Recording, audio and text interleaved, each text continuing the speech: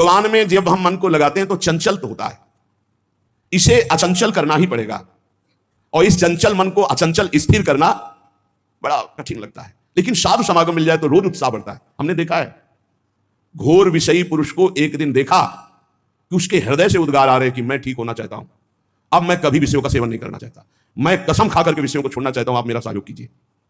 हम लोग मन की पीएचडी किए हैं, मन की एक एक सूक्ष्म धाराओं को देखना, मन की एक एक सूक्ष्म गति को पकड़ना, उसको तोड़ना, प्रभु से जोड़ना, ये भगवान की प्रदत्त पढ़ाई होती है। और ऐसी स्थिति 50 वर्ष साधना करने पर जो स्थिति नहीं होती, वो हमने साधारण जीवन जीने वालों में स्थिति देखी कि ऐसी ऊंचाई पर चढ़ रहे तो कहो कृपा ते कहा ना होई। इस संग का प्रभाव, सत्संग का प्रभाव कितनी ऊंचाई पर ले जाता है।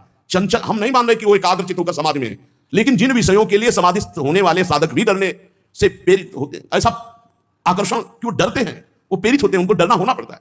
और वो निडर होकर के विषयों का त्याग करने का संकल्प, ये बहुत बड़ी बात है। सारी मंजिल हाथ में आ गई। जिसके हृदय में पैदा हो गया ये संकल्प कि मर चाहे जाऊंगा, भोग नहीं भोगूंगा संसार के, बस जीत गया। क्या है, अब तो आगे क्रम बाई क्रम पास होता चला जाएगा। बस यही सबसे बड़ी फिसलन होती है।